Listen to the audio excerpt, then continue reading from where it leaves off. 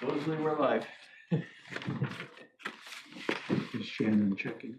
Would you like me to check? I can check.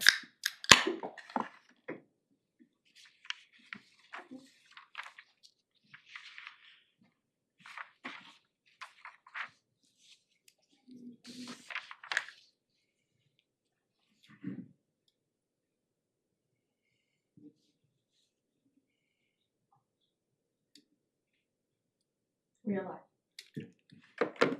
I call to order the regular meeting of the East Haddam Inland Wetlands and Watercourses Commission on this Tuesday, November 18th, 2025 at 7:30 p.m. Jim, would you call attendance, please? Randolph Dill, Here. Mary Augustini, absent. Brian Goff. Daniel Janey. Here. Jennifer Burton Reeve. Here. David Walls. Thank you. Minutes of our last meeting, which is October 21st, 2025. Corrections, additions. I had one question. On the last page about the Eden Road, Mr. Ventris received the natural diversity database report back from DEEP, but they do not have concern about the plants, but they're still waiting a report on the fisheries. They're not getting one, right? They didn't get one.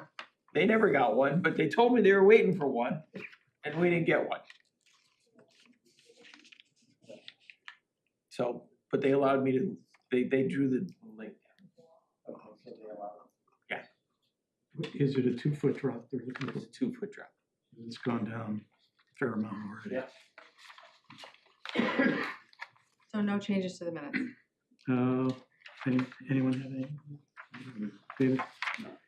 I'll entertain a motion to approve. Accept the minutes of October 21st, 2025 as presented. Motion is second, any discussion? Hearing none, all in favor of the motion, say aye. Aye. Aye. Opposed, say no.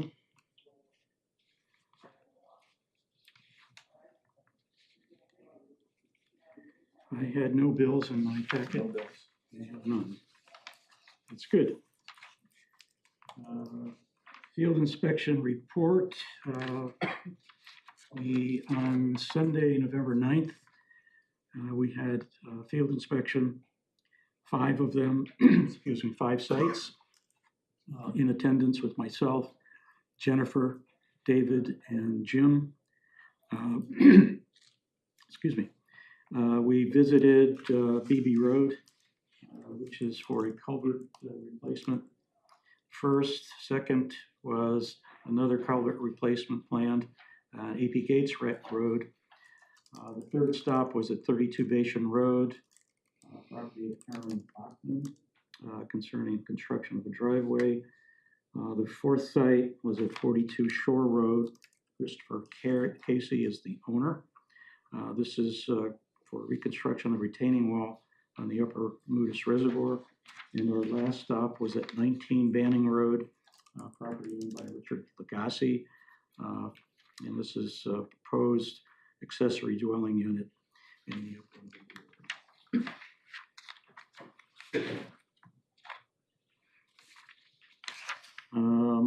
Wetlands permit review.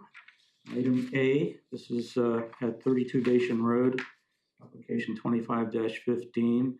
Aaron Bachman is the applicant and property owner, map 058, lot 144.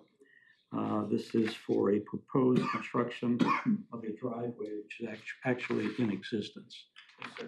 Mr.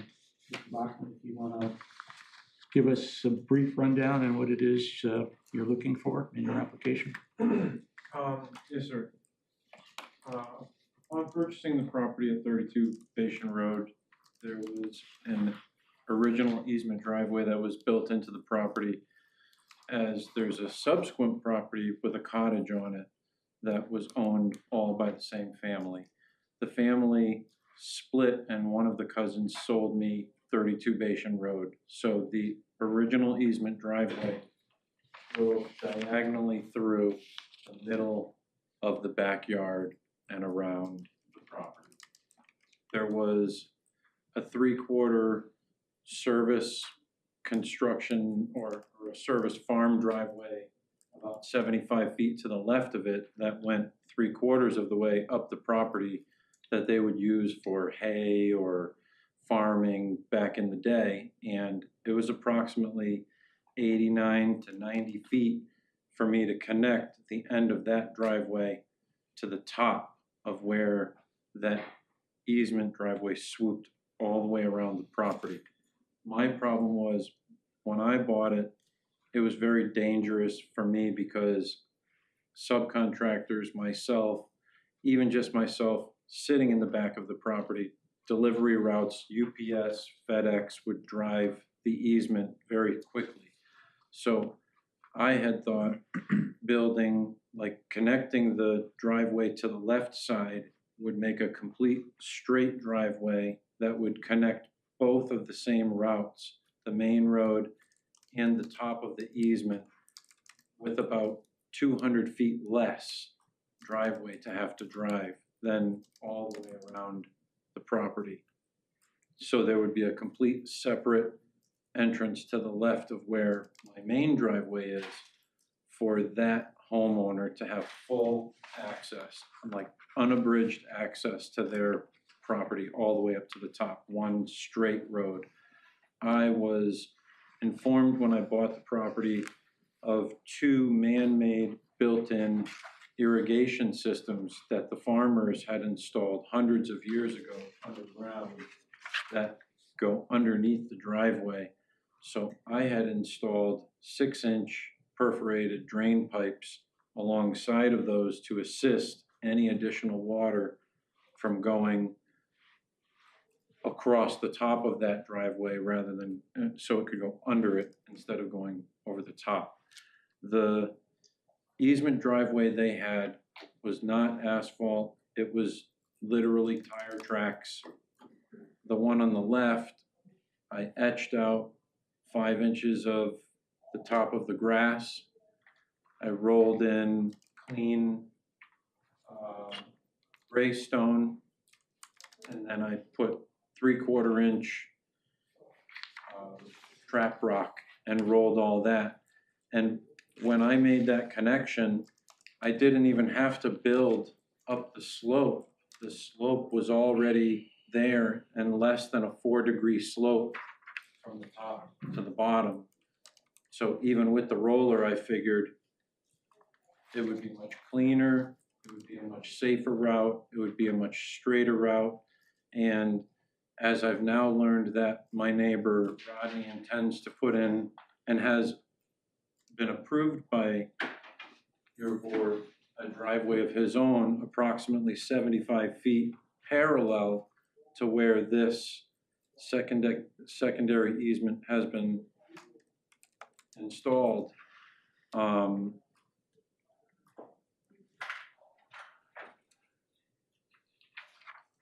I think this would be the best route. And I'm hoping to be able to take this driveway as my own part of my property. As I intend to move into the house myself and make it my own home and create my own farm dwelling, and to be able to use the driveway now as a full turnaround for access to both the main barn and the house property itself.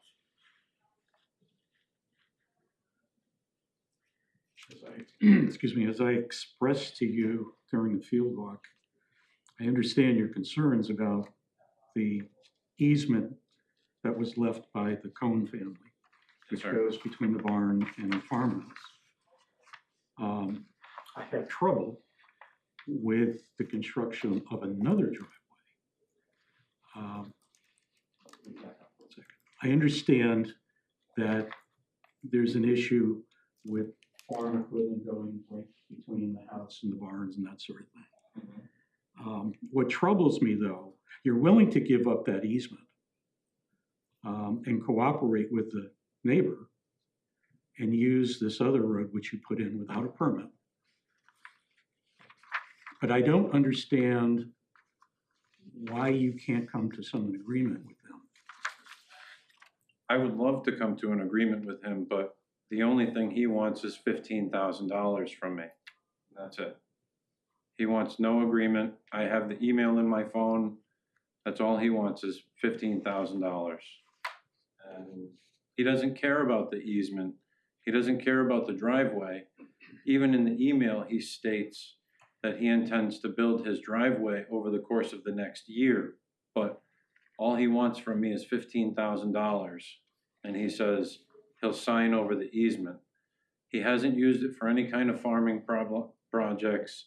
He hasn't used it for any tractors to the top or to the bottom. He has only been using it for the rental property. And it's not family that's living up there, it's being rented to a person from the area. And I've maintained that it's perfectly clean, it's perfectly compact. I'm willing to, as the owner and going to be living there, I'm willing to do 100% my due diligence to make sure that it is 100% serviceable all of the time, 365 days a year. I firmly believe the love and effort that I've put into rebuilding the home and the property there far succeeds anything that's happened to that property in the last 300 years. I really put all of my effort and the best of me into each of my projects, and I don't mean to undercut. This was a learning process to me, and learning of all of you as well, making sure I get this right, and I hope you'll hold that into consideration. I'm willing to learn as well, but I've reached out to Mr. Cohn. In the beginning, when I first bought the property, I solicited one of his cousins and I purchased 18 triaxles worth of material to offer to him for free, along with my services, to be able to build what he has been approved of by you guys, the driveway that he has in his plans. I offered him all of the material. It is still on the property over there in 18 piles, all dumped by triaxles, that he said, I don't want anything to do with you. I don't want any of this. I want $15,000 from you, and I want you to pay 50% of the closing costs. And that to me is not fair. The deed for the house says that when farming has ceased on the property that I own, and it's not tied directly to the family, that I can move the easement as long as I do it legally and with your help and your guidance. And when they decide to build their own driveway on their property, I can terminate the easement in its entirety. That's what I would like to be able to do ultimately, is to terminate the easement in its entirety and claim the roundabout as my own, for my own future, my own life, my own farming, for my life. One of the things you told us when we were at the site visit, one of the difficulties that you have is you have UPS trucks coming in, FedEx and so forth, using what is now the existing right-of-way, and you have a problem with that. I guess I'm having trouble understanding, are those vehicles for you, for your service? No, they're not.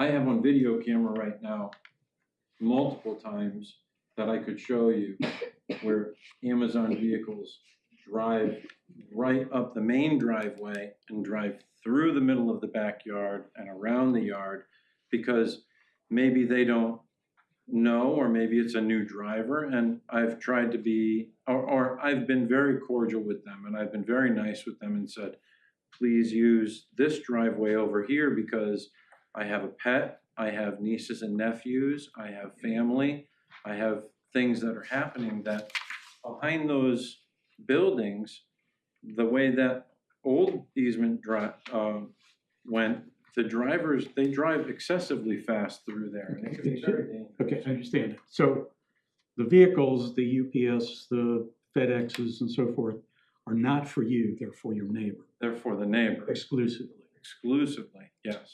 I have not received one parcel to that property, as I'm not a full-time resident. It's been completely rebuilt inside the home. I have not lived there for 12 months. It's been on the market. But your intention is to make a loop out of this. My intent, Utilizing the existing easement yes, sir. and this new road that you constructed without a permit. Yes, sir. For ultimately, in the end, for my own version of a farm. Any of the other members have anything they want to add, questions? This is, do you intend to pave this at some point in the future? No, sir. It's merely clean crushed stone. I have zero intention of putting any kind of asphalt. I want to keep it as country, as farm, as original as possible, as clean as possible, with no oil-based stones, nothing that's been pulled off of a highway, clean material.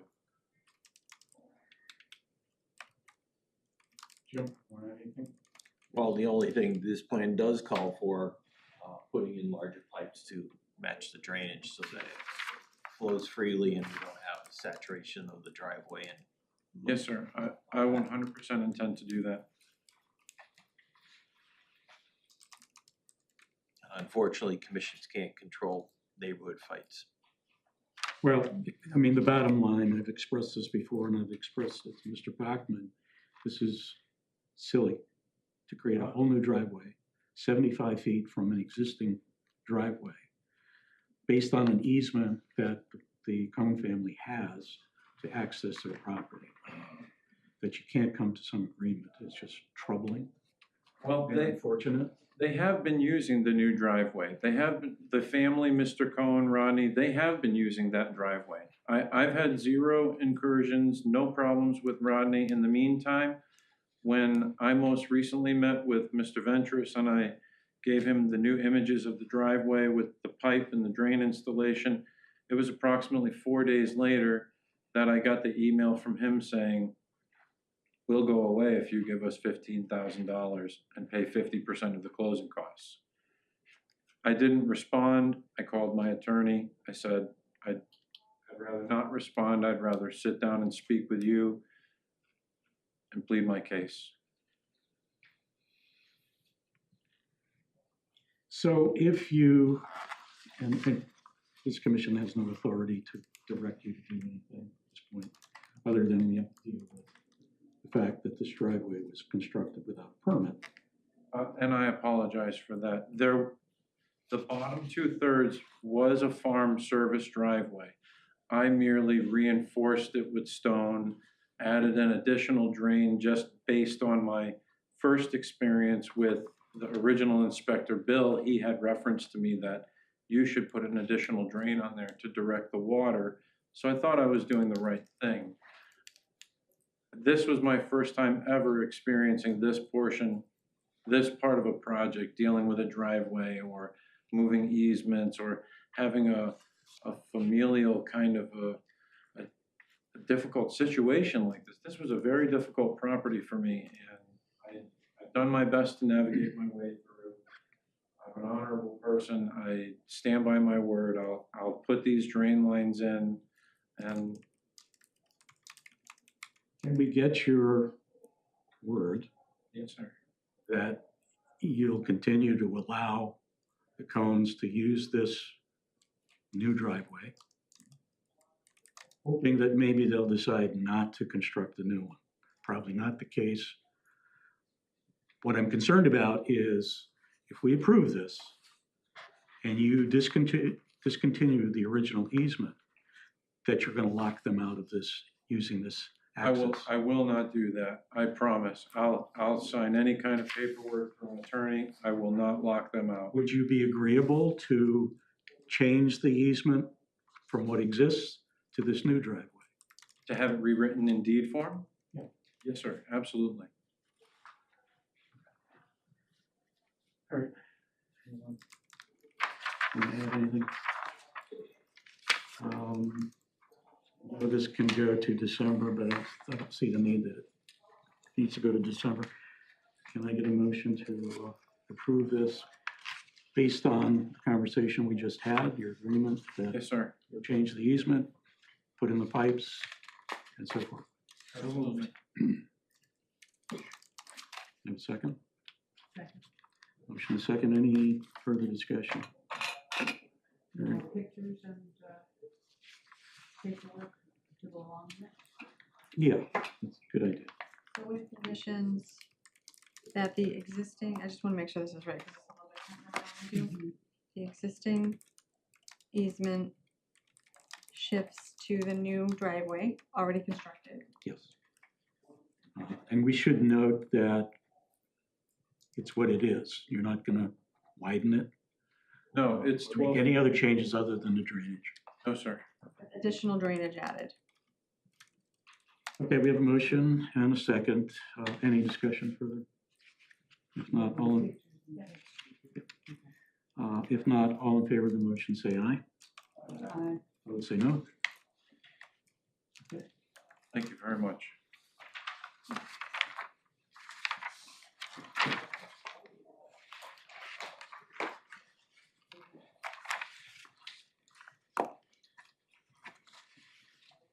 Item B, application 25-16, 42 Shore Road. Christopher Casey is the owner. Timothy Perkin is the agent, map 67, lot 61. Reconstruction of this retaining wall in the upper Moody Strip. Oh, okay. I think that was the site near the boat launch that we visited. There was nobody there at the time. So you are Mr. Casey? I'm Mr. Urban. So you would be doing the work? I'm the mason, yeah. Okay. Could you describe to us what it is you would be doing with the retaining wall? The existing retaining wall, because it's falling forward into the lake, I'll be removing that entire wall from site, digging down roughly 1 foot below the lake bed, probably actually about 18 inches if I can, now with the drawdown. I'm setting a bed of riprap fully compacted, and then setting new Stony Creek granite block stone in place to act as a new retaining wall. So the existing material there will come out of there? Correct. And it'll be replaced with all new materials? Correct. Okay. The base that you're going to construct is not going to go further into the lake. You're going to work with the existing. The same footprint. Okay. You notice that there's a tree in that backyard that appears to be pushing the wall out, the existing wall. Correct. Do you know what the property owner plans to do? He basically told me whatever tree I need to remove.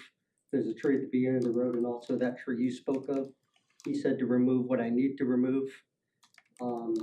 He had also checked with the neighbor. The neighbor was good with anything coming down as far as trees. So I will take down any trees that are in the way of the wall and remove those from site.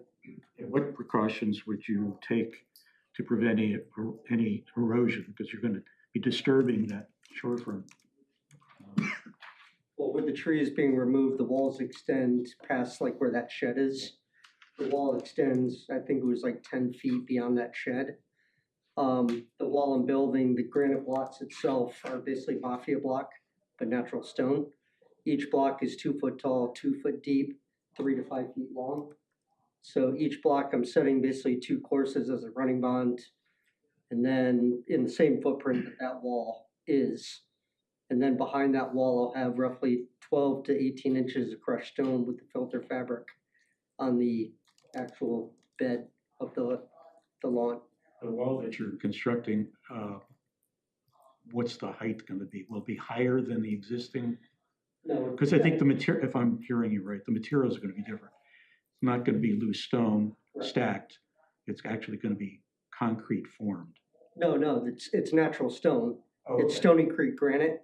Just which bigger comes stone. out. Just Gotcha, bigger stone, okay. yeah. Each block is basically a rough cut block of stone from Stony Creek.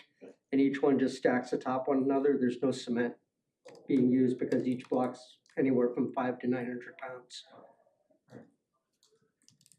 Okay. And then with the, the backfill of 12 to like 18 inches of crushed stone with that filter fabric, that'll be back to the same height that the wall is now. So everything's going back to the same exact footprint that it is. And what kind of equipment do you use in your work? I'll have an E50 excavator to set the blocks. And that'll take out the wall that's there.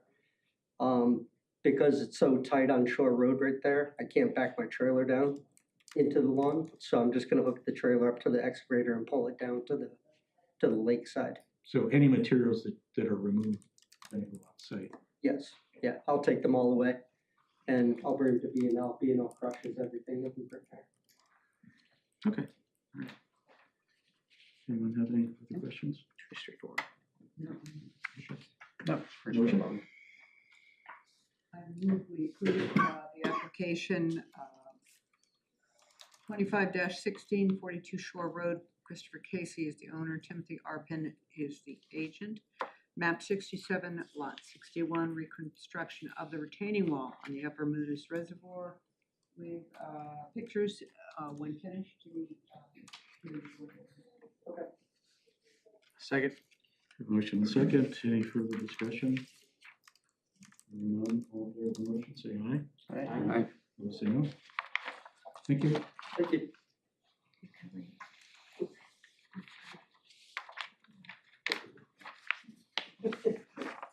Item C, application 25-17, Town of East Haddam, to reconstruct culverts on BB Road.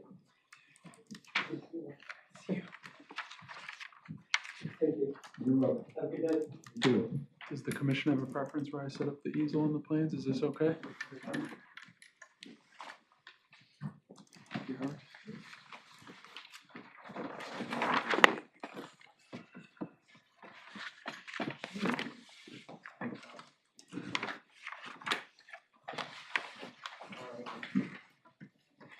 My name is Josh Iannotti. I'm here with Nathan L. Jacobson and Associates. We're consulting town engineers for the town of East Haddam.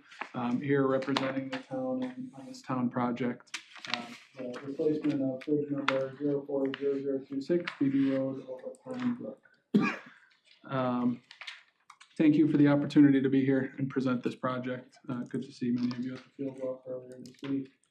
BB Road is, of course, a gravel road through the stretch. We're about 1 mile from the intersection with East Haddam Colchester Turnpike.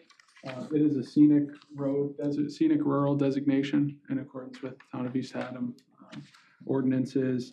And the town has received a grant through the state local bridge program for this project. So I'll go ahead and flip through the drawings here. Our existing conditions drawing, our topographic survey drawing. So just to set everybody's orientation, north is straight away, straight up on the plans. This is BB Road, which runs generally west to east in this location. You've got Pine Brook that goes southerly and crosses BB Road, again, gravel road through the stretch. Right now, there is an existing 6-foot diameter corrugated metal pipe.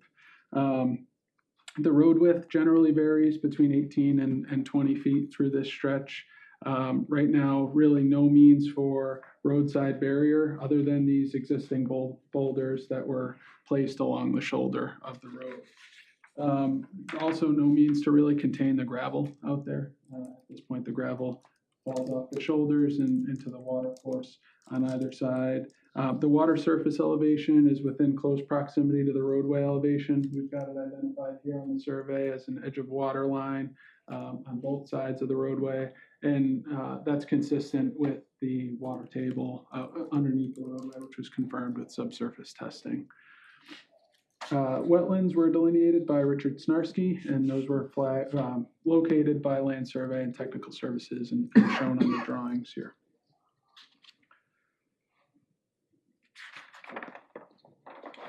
Jumping to our demolition plan, a couple of things you'll note. Number one, we show the easements on this plan.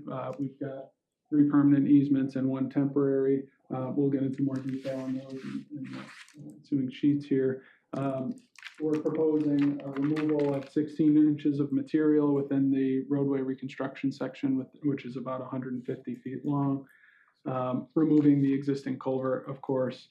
There are a few trees out there that would be removed, as well as the boulders that are within the shoulder area. We're also proposing to relocate an existing sign, which really just serves to as a notification of a water source for East Haddam Fire Department. Before you leave that. Sure. What are those squares with the X's in them? Oh, that's just a symbol to indicate demolition. So that shows the removal of each of the boulders. So the surveyors, when they located the boulders, they show that on the plan with the boulder symbol. That's just how we identify what's actually being demolished or removed as part of the I was project. reviewing the map. These maps are so small, I can hardly read them. So, Oh, sorry about that. sorry. And actually, I should note that the symbol for removal of a boulder is different as compared to the symbol for removal of a tree. The removal of a tree is the round symbol there.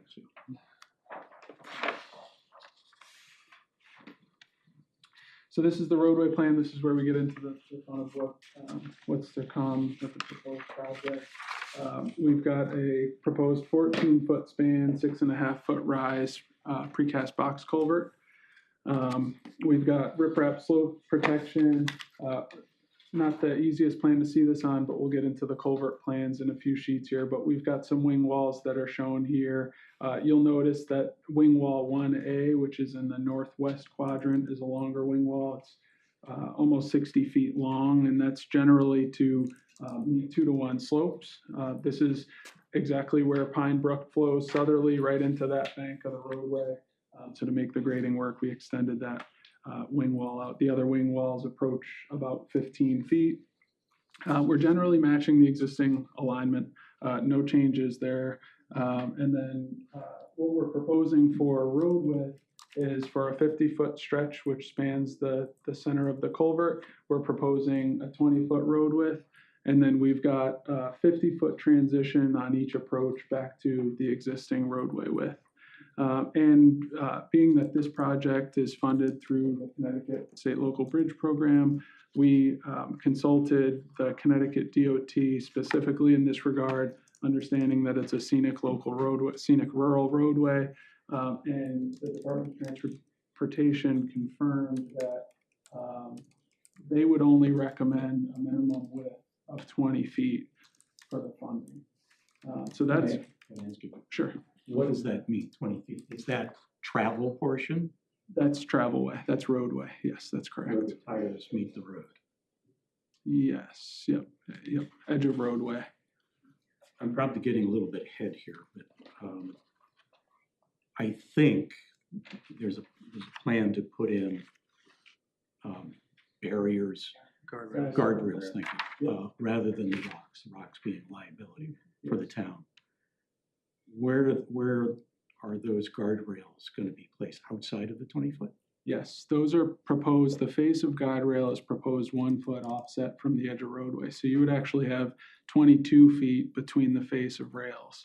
And reason being, there's a shy line factor with guide rail, similar to if you're driving through a construction zone and you've got 1 foot shoulders and barriers. You have a tendency to slide away from the barrier and shift toward the center of the road.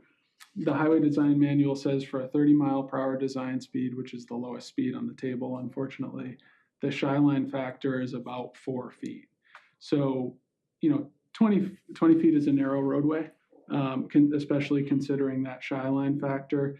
The other thing I want to note is typically when it's a curbed roadway, we would align the face of guide rail with the face of curb, and part of the reason being that a vehicle can't hit the curb and meet the guide rail at a higher elevation. In this case, we have an open section, so we generally, in accordance with DOT standards, shift. I understand you designed this to DOT standards, and the town is going to get a grant for this, and we have to abide by that if we want this fixed.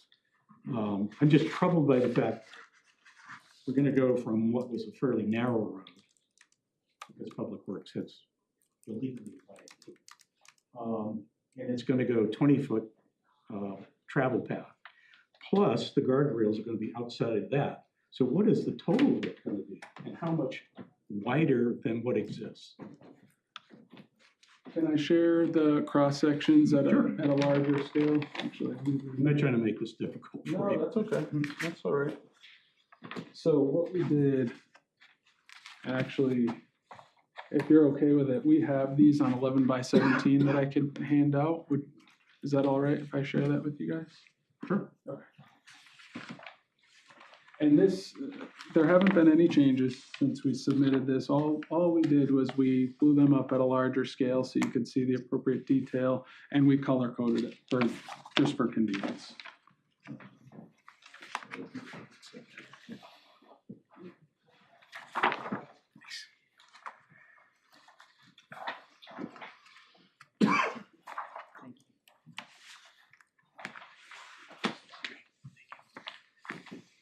And so what you'll see here is we color coded 3 dimensions. Again, all this information is in the existing set. So we show the edge of gravel, which is right now highlighted in yellow, the proposed roadway highlighted in green, and the existing roadway highlighted in orange.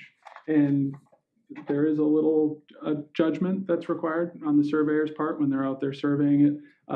They were looking at things like the breaks in grade, the boulders, etc. And so as we flip through here, I just wanted to, as I said, there's a 50-foot transition section on either approach and then a 50-foot stretch in the beginning.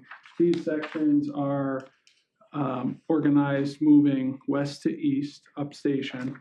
So you'd be driving eastbound. And so this is exactly where we tie into the existing roadway width.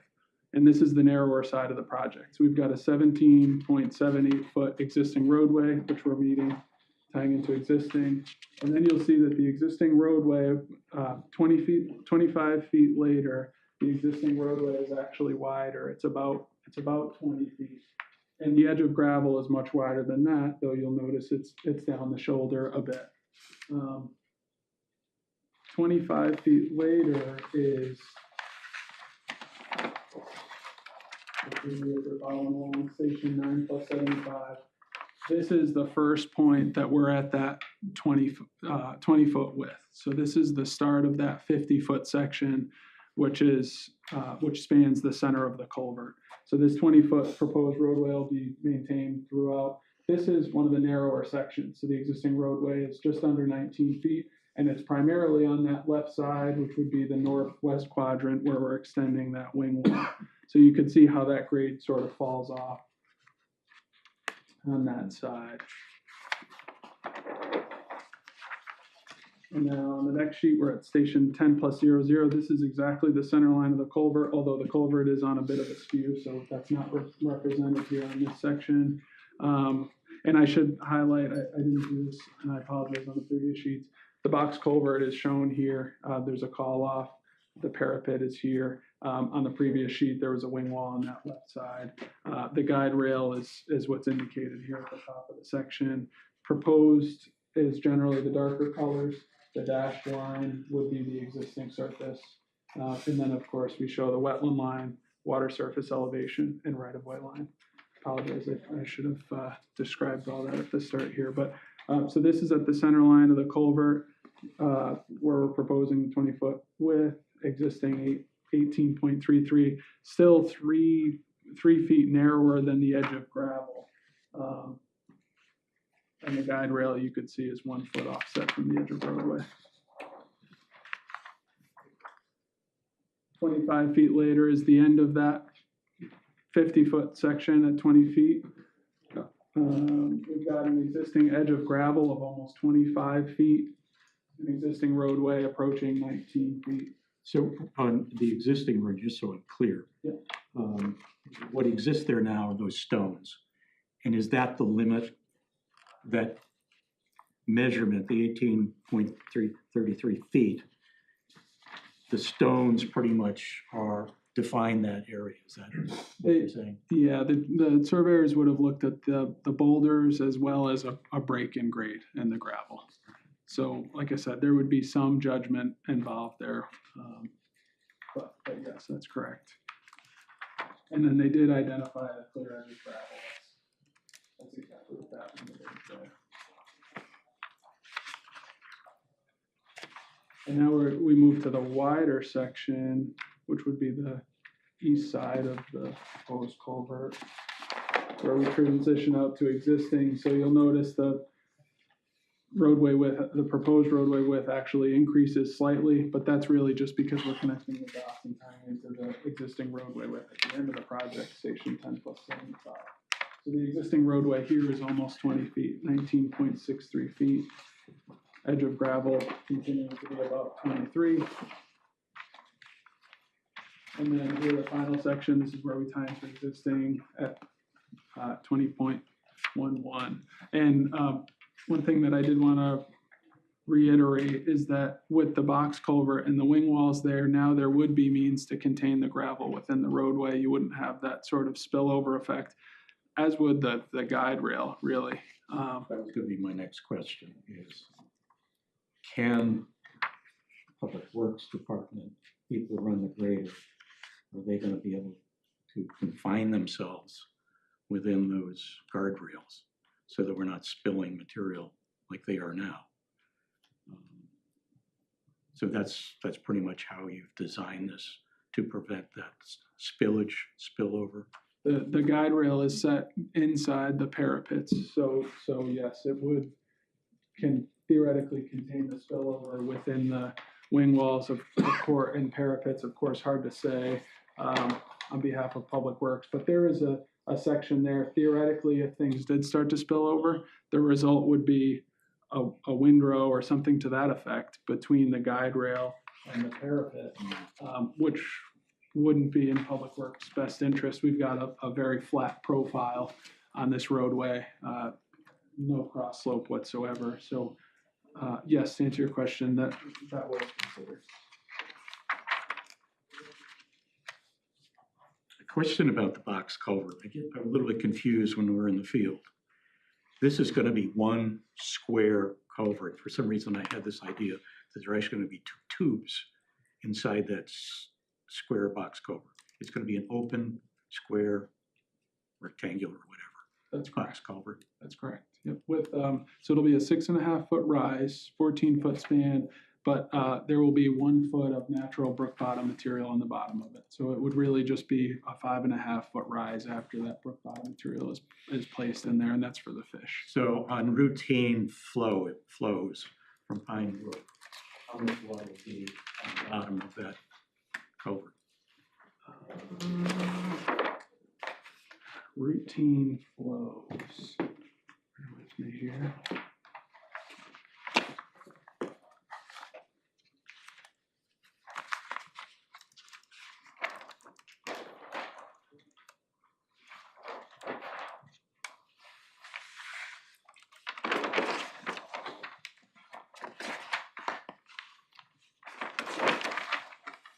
I'm getting there, I promise.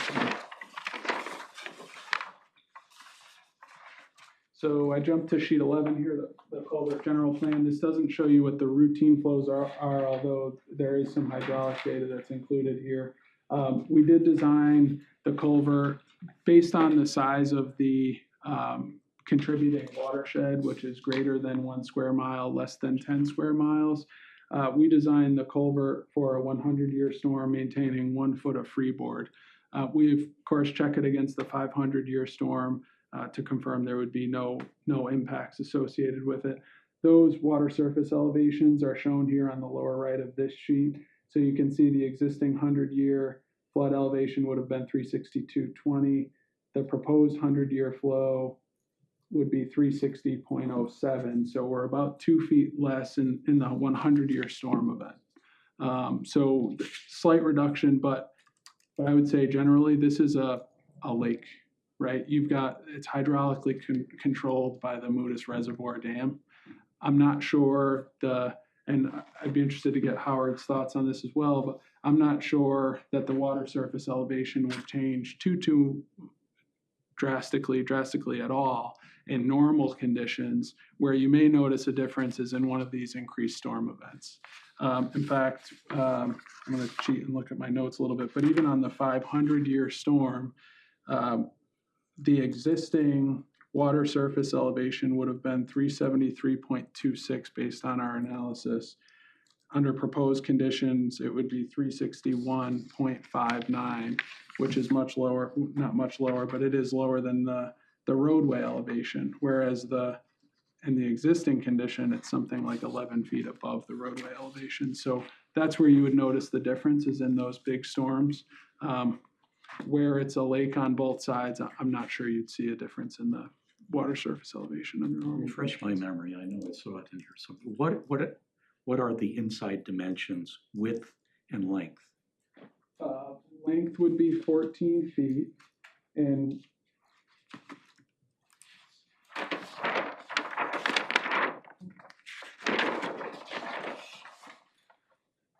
so width would be 14 feet. This is your 6.5 rise with your 1 foot of natural stream bottom material, natural brook bottom material. And the height inside, from the bottom to the top?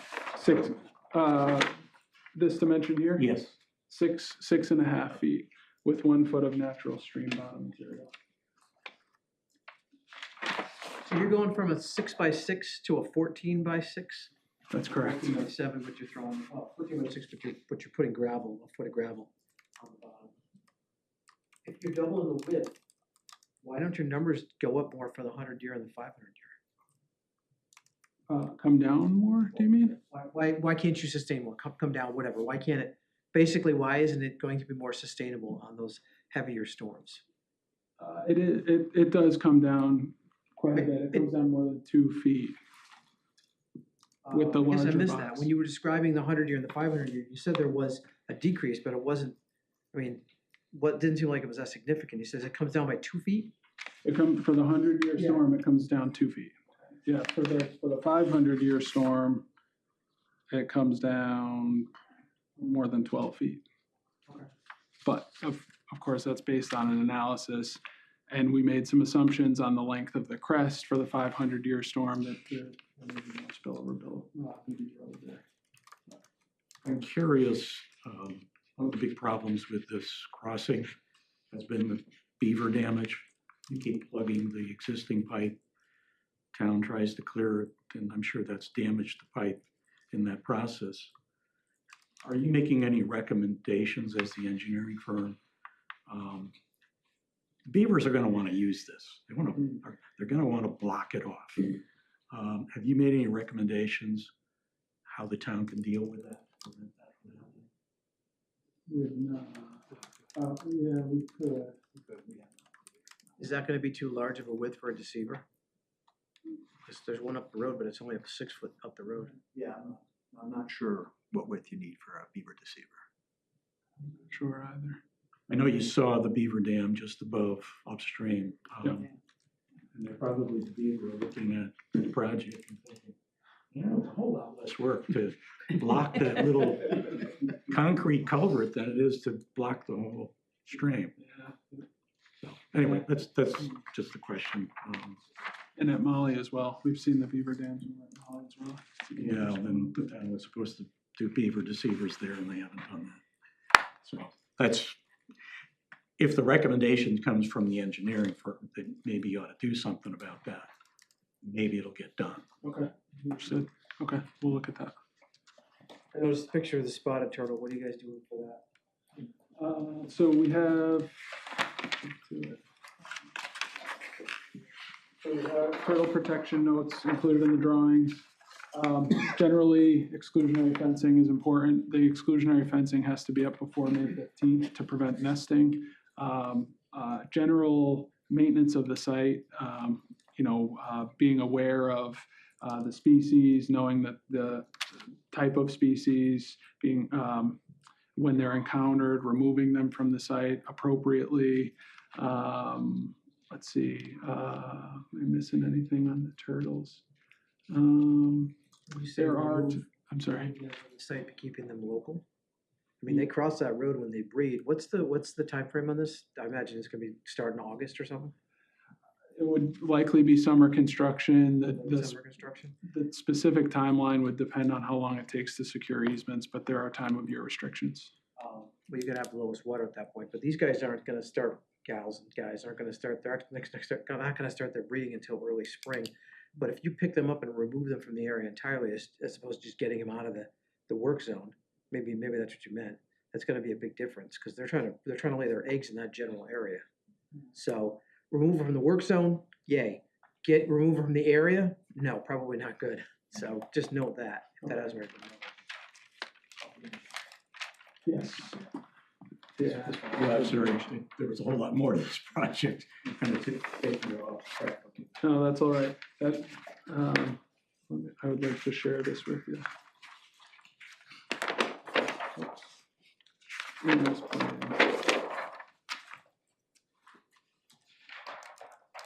So this is the erosion and sediment control and water handling plan. This has a whole lot more detail on it.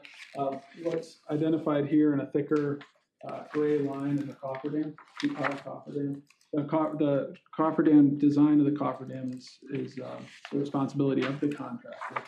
But we worked with a geotechnical engineer, Welty, on this. They went out and performed soil borings. So that cofferdam, a couple things. Let me back up on overall E&S measures. The dashed bold line you see at each of the 4 quadrants, that's our sedimentation control fencing. That's also proposed where the guide rail end anchors are. This dashed with 2 dot line around the cofferdam on both the upstream and downstream side are turbidity curtains, containment booms. We're proposing riprap within the cofferdam along the slope where we have 2-to-1 slopes. And then the cofferdam right now, so this is really the reason driving a lot of the easements. And so that would be constructed so construction can happen in the dry. The contractor would dewater the cofferdam. This is where we've proposed a pump discharge. The contractor would dewater the site, construct the new culvert, actually place the riprap in the dry as well, and then ultimately come back and flood the culvert. What's been recommended by the geotechnical engineer due to the nature of the subsurface soils here, which are sandy and silty, is that if the contractor were to come back and vibrate and remove those cofferdams, there's a concern about potential settling in the area. So they've recommended that the cofferdam remain in place. What would happen is once they flood the site after construction is complete, a diver would go down and actually cut off the steel 1 foot below grade and then restore with natural brook bottom material, cover it up. And that's the reason why we have these permanent easements where they are identified. And so we've held a 10-foot distance from where we show the cofferdam to the easement line, and that's really because it's up to the contractor to design it. One thing that I didn't know but should have, we proposed 2 30-inch diameter temporary hydraulic bypass pipes with an invert elevation of 358. Those are the lines over here on the right-hand side. So did I hear you say, you're gonna leave the cofferdam, but you're gonna cut them off? How far below the surface of the water will the cut off cofferdam? Below the surface of the water would be, if we assume it's 4.5 feet deep, it would be 1 foot below grade of the brook bottom. So it would be 5.5 feet deep, something to that effect. So they'll actually remove some material, cut it off 1 foot below grade, come back with brook bottom So it material. won't rise up into the water. That was the point I was trying to get at. Okay, all right. And so this will help with the turtles as well, the cofferdam. And you guys didn't get that. When the one to the west was replaced, they talked about some work on the pad, the approach that they used there that they were gonna use here. Remember that? Yeah, something about the approach pad or the surface that they were gonna use here that they ended up using on the west side. And it was an advantage to use that and see how well that it did. I'll have to go back and look at my. Oh, you mean the covered the culverts? Yes, It was like a fabric. yeah. That they, and Howard, you probably. Yeah, I think it was more of a distribution of load. There's pretty soft soils out there, and it was all about trying to distribute the load. To prevent long-term settlement as best we could. So you're not gonna have that here, it's basically different soil type, you're not gonna have to deal with that? No, the pressure underneath the box culverts is very, very small because it's a very large area. Got it. The So box culvert is different than the tubes anyway, so it's a whole different setup, so, okay, thank you. Could you point out there's gonna be retaining walls either side of this project? Could you point those out for the commissioners? Yes. So the wing walls, this is the longest one here. It's about 60 feet long. And then on the other side, so the box culvert is represented by these dashed lines in the center. We've got another wing wall here on the northeast quadrant. It's plus or minus 15 feet. Same here on the southeast quadrant, plus or minus 15 feet, pretty close. And then one here, plus or minus 15 feet. So shorter ones on the downstream side. That's correct. Yep, we were able to make the grading work here and here. Presumably because this is the direction of flow as the flow hits this bank. That's the reason why we didn't really have, you could see in existing conditions, the contours are really stacked in there. So we had to chase it out to make the grading work on a 2-to-1 slope. And just going back to the guardrails for a second, you specified that they be wooden guardrails, Merritt Parkway style guide rail, yep, that's right. which are they mounted on steel posts? I can't, Yes. I don't drive Merritt Parkway, so. Yes, they I are. tried steel. I don't blame you.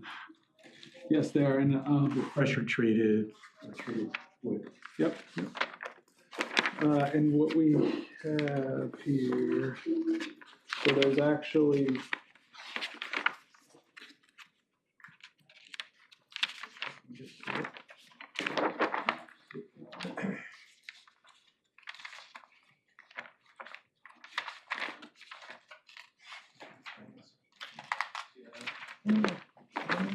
did I go by it already?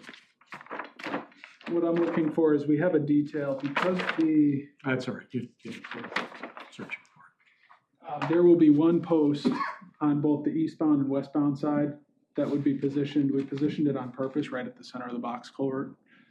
Reason being that they're 10-foot spacing for the posts for Merritt Parkway style guide rail. By doing it this way, we're able to mount one single post on either side, both the upstream and downstream side, to the top of the box culvert. And then we're able to reach beyond the box culvert with the next posts in each direction, so those would be set in soil.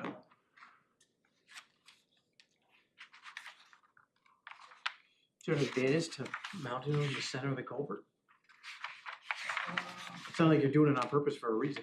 Well, we wouldn't be able to span the 14-foot with the post spacing the way that it is.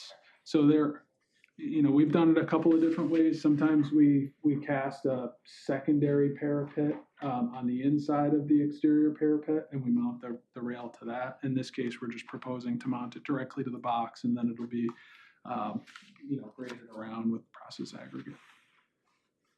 And the length of those guardrails, presume they're the same either side of the road? Pretty close. The north side is a bit longer. It's about 800 feet total of guide rail that's proposed. The north side is a little bit longer in both directions. So about 200 feet from the center of the culvert, headed northwest. On the northeast side, it's about 230 feet plus or minus from the center of the culvert. Will those guardrails, you're gonna have 20 feet of travel surface across this crossing. And then the approach and the exit are gonna be narrower on the roadway. Will those guardrails curve to meet the existing width, if that makes sense to you? Yeah. Does it stay parallel for the entire length? What's that? It's corded, yeah. Yeah, I think we would generally recommend the contractor maintain the 1-foot separation from the edge of roadway. But certainly there's some flexibility to be able to adjust the guide rail away from the culvert. Last question from me. There's got to be some stabilization on the banks, and you're going to use trap rock or large stone. Excuse me, yeah, modified riprap. How much of that is going to, and I can't remember, I think you told us in the field, that's going to be within or outside of the retaining wall, wing walls? It will be outside of the wing walls. It will be placed within the coffer. So that's why if you look at like the roadway plan, for example, you see that real clean line of riprap. That doesn't really make sense if you're looking at a roadway plan. That's because it's within the area of the cofferdam. It'll be placed in the dry. But those areas are identified. I flipped to the environmental impact plan because you can see it represented a little bit better, probably from that distance color coded. But these are the areas of riprap here on the northeast quadrant, and then a longer section along the northwest quadrant. And so that's been identified here as the red is permanent impact within the watercourse. We're removing that pipe within the watercourse, permanent impact. The riprap, those have been identified as permanent impacts. Temporary impacts within the watercourse are colored yellow. We followed the cofferdam with that because we know they're going to go back and spread that natural brook bottom material to restore the area. So that would be a temporary impact. We've got temporary impacts for the two bypass pipes. Other colors here, permanent impacts within wetland, it has been identified as green. Similar, just permanent impacts outside the watercourse in the wetland area. And then temporary impacts, same thing, generally following the silt fence, bypass pipes, etc. What's the nature of the green impacts? The green is permanent impact within the wetland. So we basically looked at the area outside the watercourse, but inside the wetland flagging. Inside, yeah. And that's a result of material being brought in, taken out? Generally, it's the fill required to meet the 2-to-1 grades for the green. Yeah, so we've got a little grading here at 2-to-1. It's not all grading. Some of the permanent impact on the northwest side would be for the wing wall. Is that riprap material or some other material? What's that? The green areas you're talking about. Portions of it. The 2-to-1 slope that you're talking about. Yes, riprap. So wherever you have green there, that's riprap.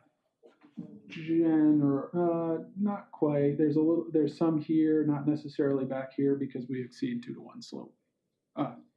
It's not quite a 2-to-1 slope. It's less than 2-to-1. Same over here. So there's guide rail. And then I jump to another sheet. It might be easier to show. Yeah, so here you could see it a little bit more well defined. This hatch here that shows the stone. That's where guide rail is proposed. I'm sorry, I said guide rail. Riprap. Yeah.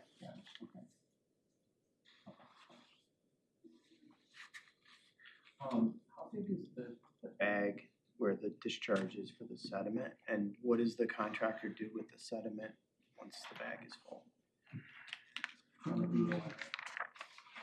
Flip to the detail. So here's our detail for the pump discharge bag. Can you specify a size, Howard? It's up to the contractor. I guess my question is, like, what are they required to remove the sediment from the site? Yeah. It's in the bag. Yes, they are required to remove. Okay. Oh, yeah. Any other questions? Guess we, okay. We need to do a motion to approve this. I think you've done a good job explaining this. Probably some other things we missed, but it looks like your design is doing what you have to do. I'm going to suggest in the motion that we make that we send to planning and zoning a concern about the width of the road. They take that's within their purview, so that they take that up when they review this, because I think you go to them next with this project. So, someone want to make a motion? I'll make the motion. I make a motion that we approve the application.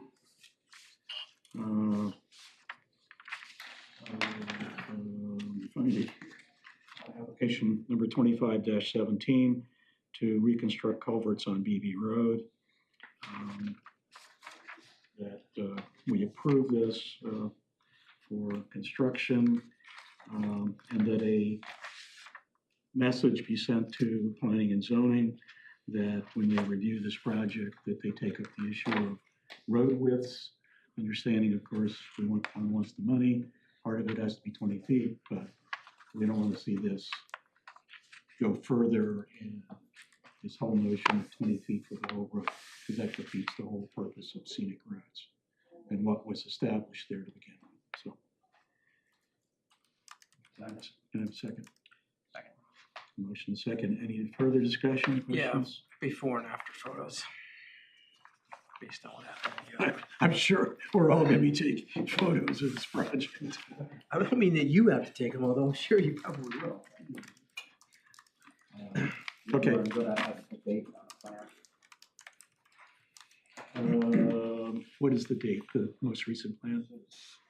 October 2025. And one last question. I think Howard mentioned that this project will probably take 3 to 4 months. Is that still your best estimate? Yes. 3 to 4 months? Because that's gonna shut that road down completely, which I'm happy about. So, okay, for the record. All right, we have a motion and a second. No further discussion. All in favor of the motion, say aye. Aye. Opposed, say no. Thank you for that. Thank you all very much. Can we briefly jump to the public hearing, because there may be people sitting, watching, that may be interested, so I can just inform them where we are. Oh, okay. And we'll go right back to this, because this will take a minute. Well, I figured since we weren't having a public hearing, there was no urgency to. Well, there might be people watching online waiting Okay. for us to get to it, All right. so. Yeah, it's watching, it's on. The lights are on, but nobody's home. Okay. Since we're not doing a public hearing. I got the application number and the.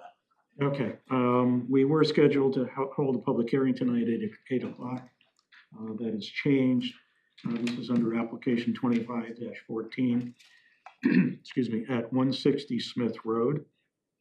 Lawrence Rubin is the applicant and property owner, map 057, lot 074.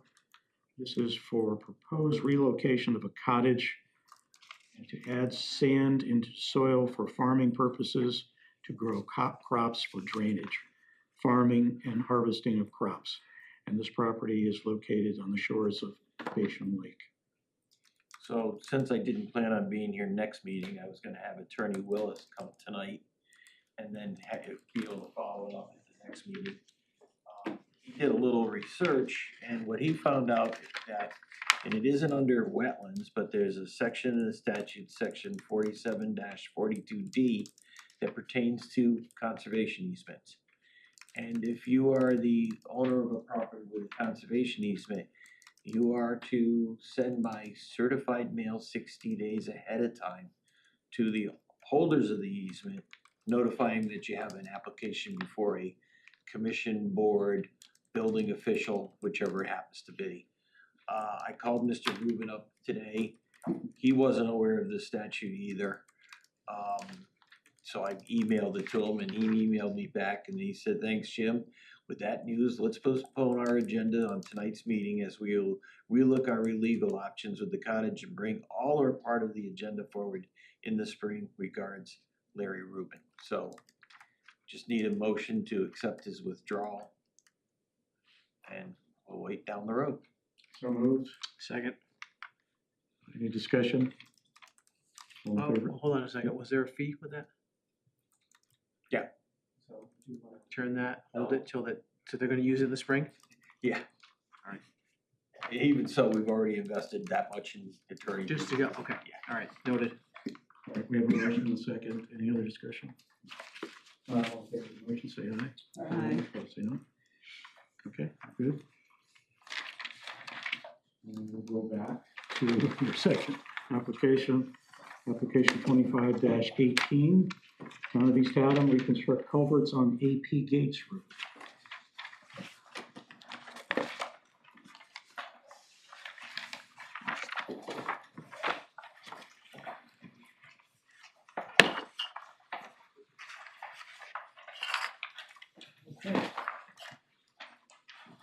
Good evening. My name is Howard Fromer. I'm an engineer with Jacobson and Associates, and I'm with the AP Gates Culvert Project to you.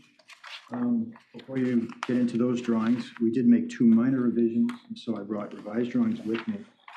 And I'll point out what those 2 old revisions are, but they are germane to the wetland conditions. So it's good for you guys to have the drawings.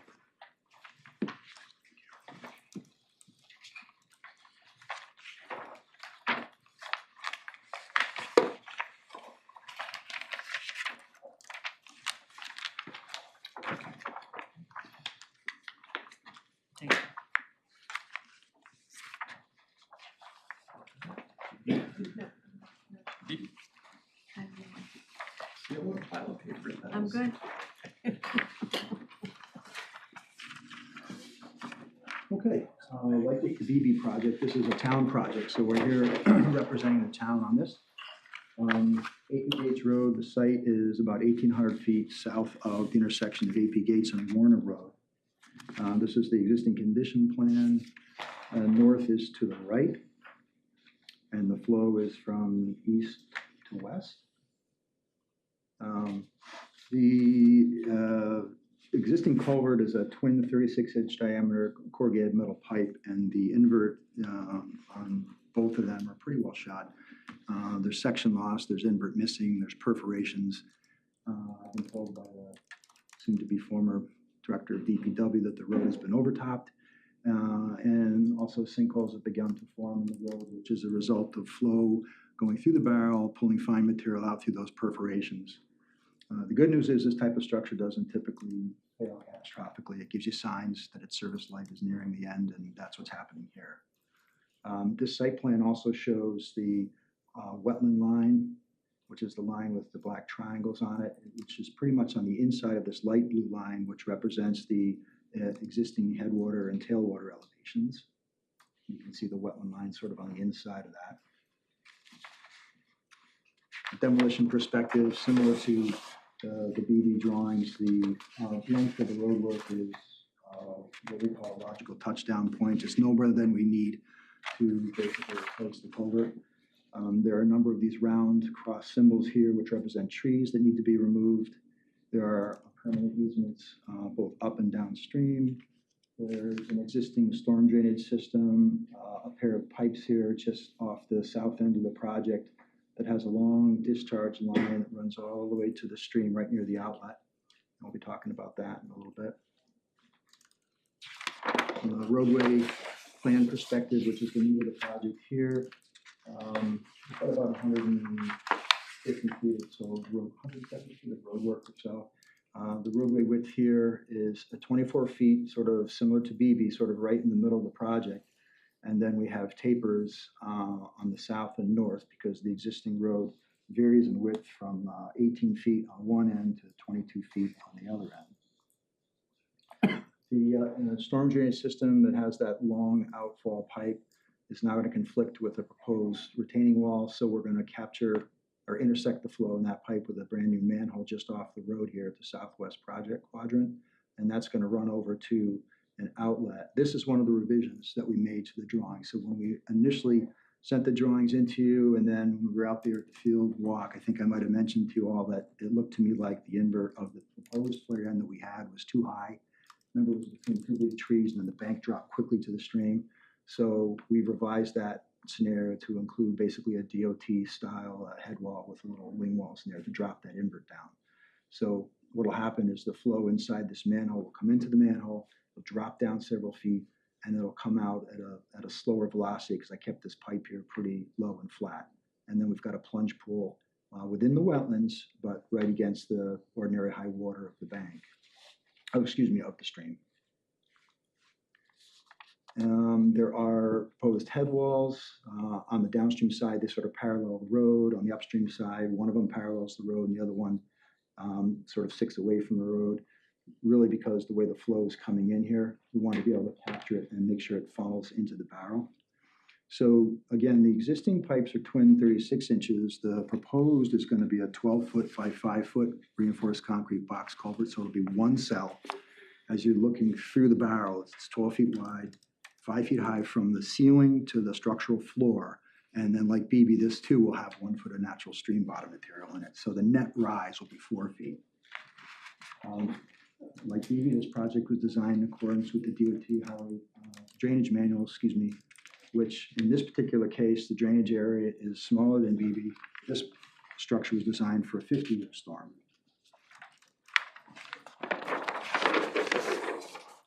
I'm going to skip right over the roadway profile. Well, other than to say that the existing grade is the gray dash line and the proposed is the dark solid black line. And you can see that basically the grade of the roadway is being maintained. So this is a hydraulic profile, if you will, from right to left. The flow is from right to left. You know, you can sort of see the existing grade. It's a little complicated, but if you study it, then you can see the existing barrels in here. You can see there's a scour hole at the outlet, and we're going to basically maintain the general gradient, but that scour hole is going to be filled.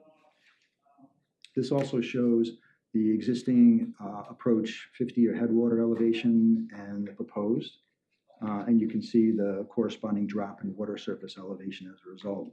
I will say that this project, from a hydraulic perspective, the real control here is the Army Corps. We're going to need a federal permit, and that's what's really driving the size of the barrel.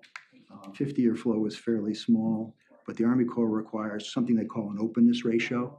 So the openness area of the barrel divided by the length of the barrel can't exceed 0.82. That drove the size of the span, plus we have to provide a span that's 20% greater than the approach stream width at ordinary high water. So basically, you know, they're sort of dictating a barrel size, and then we go ahead and run our hydraulics through and realize, oh my gosh, this barrel is much more than we need, but we need a federal permit, so we have to comply with those requirements. This is our erosion sediment control plan. From an ENS perspective, we're showing construction entrances in these 2 hatched areas. There are erosion checks, these dark black lines, which would be hay bales or sedimentation fence at the toes of slopes. These stippled areas here are 2-to-1 slopes that have erosion control blanket on it. We also have sediment erosion control around the inlets of catch basins. And this was the second and final change that I made after our field walk. You might recall, those of you that are there, I mentioned that the pump discharge, we had it at the top of a slope, and it just didn't seem like that was a good place for it. So we've moved it. I moved it to a very flat area, right at the edge of the right-of-way line between the edge of the stream. It is in the wetland. It's a temporary impact, but it seemed better to do that versus put it at the top of a slope and risk there being erosion down the slope from the water coming out of the bag. Does that make it more difficult for the contractor who's going to do this project as far as, you know, distance off the road? No, I mean, they'll run this. So this is a 10 scale drawing, and you have to really keep that in mind. I get confused by this all the time, but literally that bag is 25 feet off the road. It's not far. Yeah.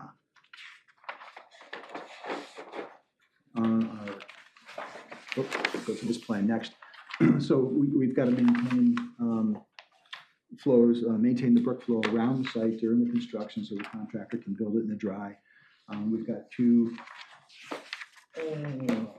36-inch diameter pipes. They're designed for a 2-year storm in accordance with the DOT drainage manual. We're using these sort of super sack bags, which you may have seen these before. They're basically akin to large sandbags, or about a cubic yard apiece. The geotechnical engineer on this project, unlike BB, which has a lot of fine material, this has very dense material underneath it. A steel sheet pile cofferdam will not be able to be used here, probably. The contractor would have a hard time driving sheets, and it would probably be overkill. So sandbag type cofferdam, bypass pipes, and that way the contractor can maintain the area dry during construction.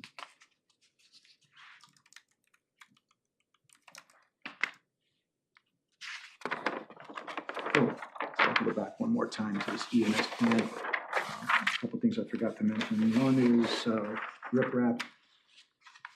There's very little riprap right at the base, at the entrance and exit of the culvert. Basically, the riprap starts at the edge of the stream and goes up to the proposed water surface elevation during the design storm. And as a result, I mean, it's literally, you know, a 3 or 4 foot wide stretch of riprap here, and similarly here, and here maybe 4 feet to 5 feet wide.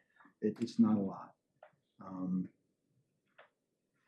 And that could be placed, you know, behind the bypass, or it could be done during the unconfined in-stream window period dictated by DEEP and the Corps, which is like June 1 to September 30. So that gives the contractor options as far as how he's going to do it. But the point is, it's a very little bit of material. I should mention too, that plan I just showed you also includes 27 plantings. The contractor has a choice between 7 different species that are shown on that plan. So in areas of the slopes around the culvert, we're looking to sort of reestablish. I can go back to that plan. Reestablish the area a bit. So you've got little numbers here. You can see them, if you count them all up, there's about 27 of them, and there's a table on the bottom right corner showing the 7 different species of plants. You said the contractor has leeway that he uses? I might have misspoke there. He could, but really what the plan does show a specific number of plants key to the symbol. So, thinking about another project that I was telling you. And just real quickly, I'll go to the general plan because I think this gives you, you know, just a good snapshot of what the structure is going to look like in terms of elevation views of the inlet and outlet. So on this drawing, we've got your upstream and your downstream elevation views. The 2 proposed catch basins in the road, we're proposing to discharge it into the barrel, and we'll provide something, we don't show it, but we should provide something just at the outlet so we don't erode that natural stream bottom material. In the plan view here, you can see the 2 catch basins and the pipe going into the barrel. We could talk about that some more if you'd like to. Guide rail here probably isn't as important as BB, but this is metal beam rail. And the barrel length total in the direction of flow, I believe it's about 30, almost 38 feet. So Howard, going back to the I guess you call it the invert, the bottom of the culvert. And maybe you told us in the field, the upstream end and the downstream end will meet the normal water flow. So if there are amphibians that want to use this, it won't be difficult. They won't have to jump up. Yeah, no, we don't do that. So yeah, I was just going to get into this a little bit. So we did submit this project to Deep Fisheries. We did get a review letter back from them, and acceptable with fisheries. You know, they want to do just that. They want to make it so amphibians don't have a problem. You don't have to jump up into this thing. So yes, we're going to pretty much meet the inverts. And there is a low flow channel in the natural stream bottom material, about 3 feet wide and 6 inches deep. In times of low flow. So I was sort of getting into this a little bit. So we're going to go for an Army Corps permit, in the process of doing that now, and also a DEEP 4-1 water quality certification. And as part of that work, there's certain due diligence. I think I mentioned in the field, but I just mentioned now we reached out to Deep Fisheries, Connecticut Natural Diversity Database, U.S. Fish and Wildlife Service, which actually included an actual bat reconnaissance survey, because they now require that somebody determine whether there's any evidence of any bats living in the existing culvert. And I don't know, we're still trying to find out what happens if you do find that. But so far in all of our projects, no evidence of bats have been found. So we're in the process of doing that. We've reached out to State Historic Preservation Office, and we've reached out to 4 different Indian tribes. They don't typically comment. That is their answer. No comment is their answer. All those 4 things are required for a federal permit, which is the Army Corps permit. So just to let you guys know, this project, as well as BB, are also subject to the Corps and DEP for 4 water quality certifications. That's going on behind the scenes now. As Deep Fisheries, do they do a site inspection themselves? Yeah, they typically check do. for fish, if there are fish in the stream.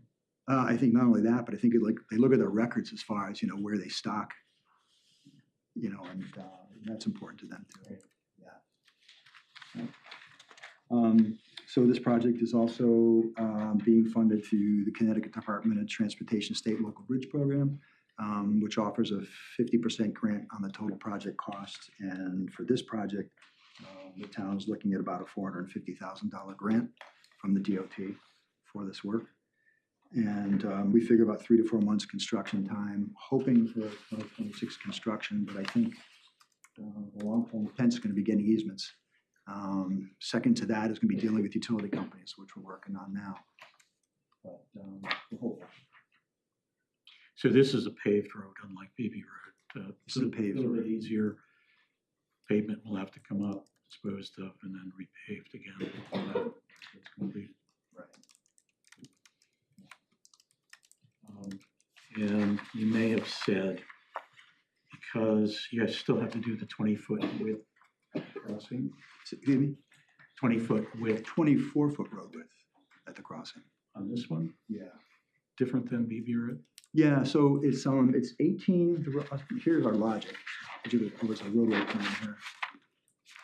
The existing road is 18 feet wide at one end. I would say it's that end, and 22 feet wide at this end. And it's 24 feet, right here for probably a 40-foot section of this road. And then the rest of it tapers. Now, why did we just keep it narrower? I think the theory was, here again, we have guide rail on both sides of the road. We recognize that there's going to be a shy line. Unlike BB, this one also has catch basin grates, which will have localized depression. Now, if you've ever driven your car and aimed for that catch basin, if it's installed correctly, there's a little dip. Those two factors and the shy line are going to bring cars inward even if it was a 3-foot shy line. So if it's 24, it says 26 feet rail to rail minus 6 foot of shy line total leaves you 20 feet, which is pretty much the average of 18 and 22. That was part of our logic. I didn't know DOT, held steady on everything. They all have to be 20 feet unless you're dealing with the Merritt Parkway or I-95. Yeah, I will say 24 is a very sort of typical de facto standard textbook, don't think about it road width. Yeah, but we thought about it a little bit here to make some sense, but it's just such a very small area. And again, that shy line thing, you're coming down the road, there's guide rails there, people tend to leave for the center. And when people are coming in 2 different directions, that's when you kind of run into trouble sometimes. So I get it. Any questions? Anyone else have any questions, concerns? I have one question about the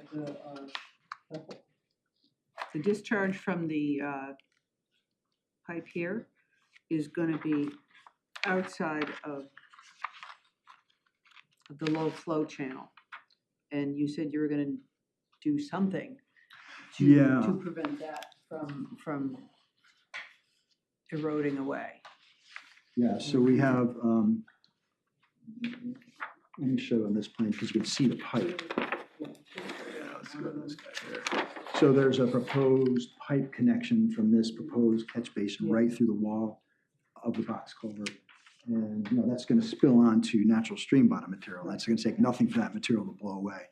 So I think what I'd like to do is probably put just a little pad of riprap that doesn't come up above the elevation of the natural stream bottom material, right in there. Okay. If the commission would be so inclined to consider it as a condition of approval, we would certainly do that. I noticed that it was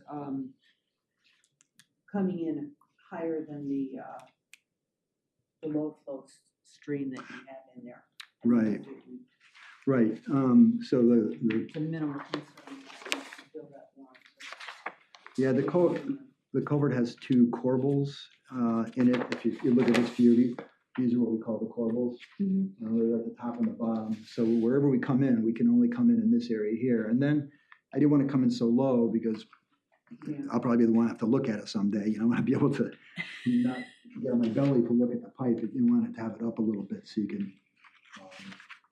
You could consider lowering it a little bit, I suppose, but it'd be nice to have it up a little bit so you can look into this thing. I was just concerned, like I said, it comes in above the low flow when we're in low flow, and I didn't know if it would do any damage to that. Where is it? Yeah, I mean, you can see it here, you can see it here. Then we just sort of centered it in the wall, and I could drop it to the, closer to the top of that corbel. The precaster's not gonna like it in that corbel, but I could drop it a little bit more. I could drop it another, whatever that scales out to. As long as there's something there to prevent the erosion. Yeah. Whether you lower the out pipe, or you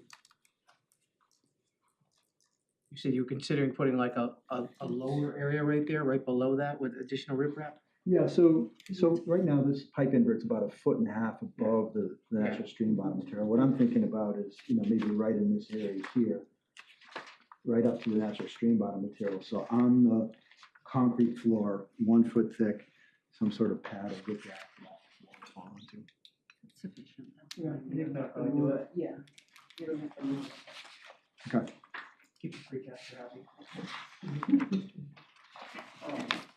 Should the discharge pad be added to the restoration plan as part of like the planting out of the pad and stuff? Say it again? The discharge location that you moved, should there be some kind of planting restoration in that footprint as well? Like what's the plot? You said it was flat there, I didn't. It was pretty flat. That's a wetland area. If that's something that the commission wants to see. So the soil scientists, wetland soil scientists proposed the plants that we're showing here, on the slopes. That pad, that discharge pad's probably gonna be on some crushed stone, which would get taken away. Yes, the area, I guess, would be a bit disturbed. There could be surface stuff raked away and then put back. He didn't propose any plants in that area, but, I can ask him to look at that if that's something you think you'd want. I would think at least the seeding of some sort, Something to for stabilize bare it. ground. Yeah, you probably actually don't want any woody vegetation there because it's sort of the area where, you're in the wetland, you're in the sort of flood plain, if you will, of water flowing away, and you probably don't want things that are increased roughness or things that could catch debris or. Did Rich do this too? Rich did this one as well. Rich will have a good suggestion on that. Okay. Anything else? David, we good? Yeah, just to clarify, a 50-year storm doesn't enter at all into the sizing here at all. It's just some design standard that you're working to? It would have, but it's, how do I say it? For larger watersheds, larger storms really end up controlling design. But for a smaller watershed with lower flows, the Army Corps requirements for the waterway size ends up controlling the design. That's kind of what happened here. That's that shape factor of like, basically opening versus distance. Yeah, so 12 feet times 4 feet, 48 square feet divided by the length of the barrel. That's got to be above 0.82. We're over 1, well over 1.0. But the other thing is the Army Corps requires that the span of the barrel be 1.2 times what they call the bank full width of the channel. I guess the idea being that they don't want people to put small openings where, this is what it's been explained to me, where, critters running along the bank won't go through it. They'll go up over the road and there's a mortality factor there. I'm talking about, furry critters that can run quicker than turtles, I suppose. Or maybe turtles do the same thing, I don't know, but. So that's what they say. They tell us they like to have it wider. And this one's got a low flow channel. So most of the time the flow is going to be low and you're going to have sort of dryness on either side of low flow channel within the barrel and an area for, critters to make their way through. Okay. And this is going to start, you think, when is this 2026, 2027? We're hoping 2026, but right now easements and dealing with utility companies could be potential stumbling blocks. If not, I presume it would be 27. Okay, thanks. Dan?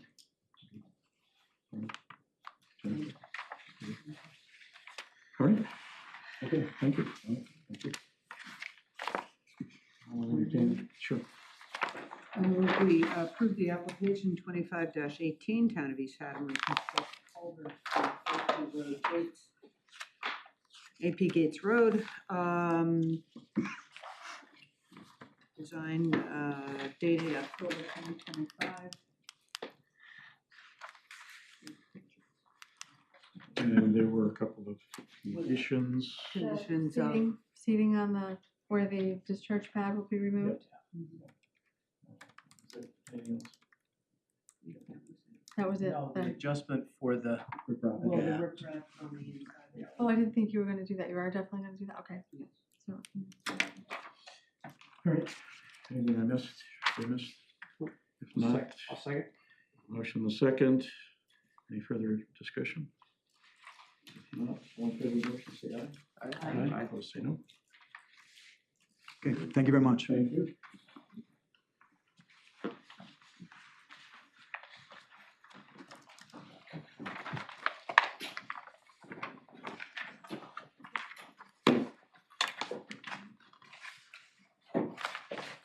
Thank you all for indulging us this evening.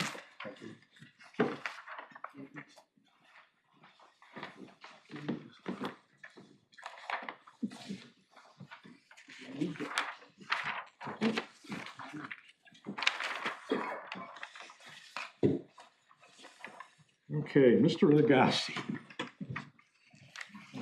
Application 25-19, this is excuse me, 25-19, Banning Road. It's a property location. Richard Legassi or Legacy, I can never pronounce it. Legacy. Legacy. Okay. Is the owner, proposed accessory dwelling unit in the upland review area, map 3, lot 42. So when we were out there, you had the area staked out where you initially proposed this structure. And then while we were there, I'll let you explain how to change it. Yeah, so we were just looking to twist it a little bit. Originally, we had talked about holding that in the northernmost corner and just kind of pivoting the building for an ease of access coming in because our septic system is just off the building. It's not very far off. So it just makes it an easier approach getting in under the building. So the pink is the updated, is the updated? That is the update. You can see how it's shifted, okay, thank you. And that area is a slope, and refresh my memory, are you gonna bring that structure down to a lower level? So the intent would be to come up roughly 1 foot above the existing septic system and make that slab, make that the new slab for the building below. Okay. And it is cut into the bank with a I think it's about a 12-foot high concrete wall cut into the bank. And then you can have a zero clearance apartment above, ADA compliant. It's for my mother who's aging. We're getting her up here from Florida. That's the intent of the building. And you made note of the fact when we were in the field that there's kind of a crest there, and this is on one side of the crest, and the pond, the wetlands are on the other side, sloping away. Correct. Okay, is that right? Yeah, so any impact is shedding away from the wetlands, in other words.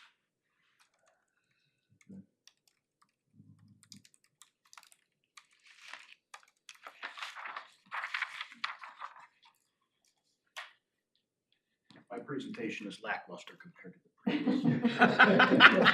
No, that's okay, these are easier. I like them easy.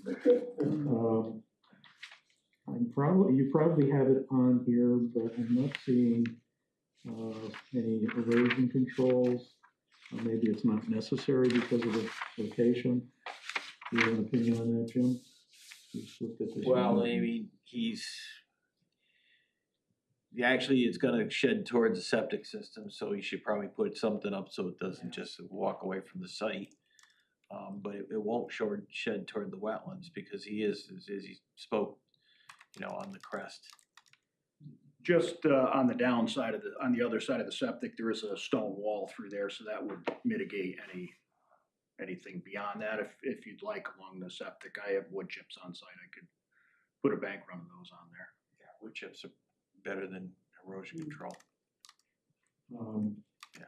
I should have known this, and maybe you explained it in the field and I didn't catch it. So the access will be on the side toward your house, and the existing paved driveway, will Yeah, that so- be the access? Yeah, so there's actually two means of access, one coming off of Route 82. You'll see there's a carport on there, that's accessed from the top side. Okay, so this side is the carport. I'm looking at the old plans versus the new plans. So Yeah, this so- side is the carport here, Correct, yeah. So, and this is the road from. yeah, so you'll come down through here, you'll access the carport here. And then there is a drive under section on this side. on this side, on this that'll side, come which from will- here. Okay, Which will come in from the bottom. okay.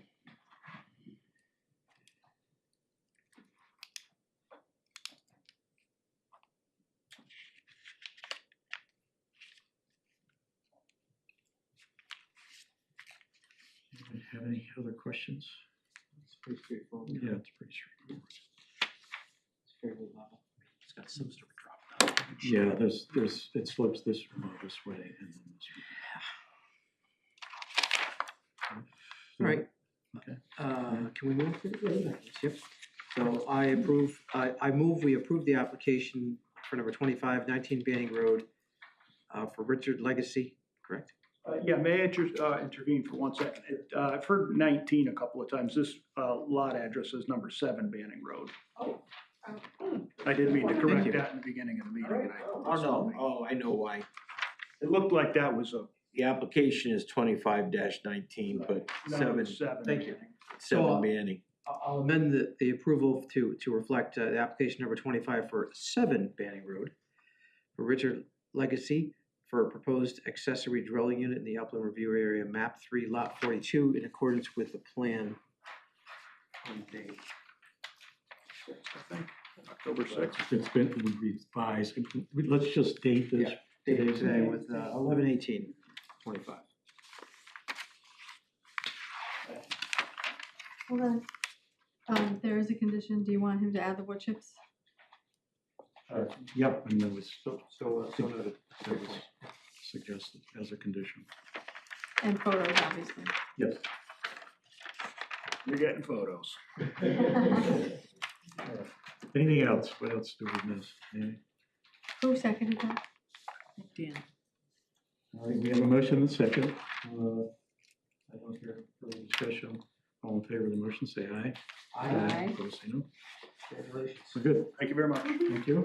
Well, that's your foreman. That last group was $10,000. Bill out of here. Take it easy. Wait, you lost your foreman? It's about early. Typical.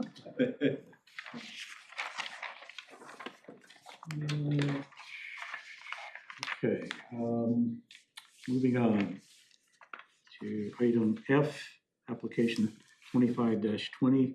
This is a 74 Smith Road, 049 lot 009, East Haddam Fire Department and the Wildwood Association. This is for the construction of an access way with grassy pavers to provide access to Basin Lake for water. So we did a field walk before they closed the gates. The fire department had some calculations done on a fire hydrant. And they came to the conclusion that they couldn't get the draw necessary. So they talked to the people that they'd be going between the houses.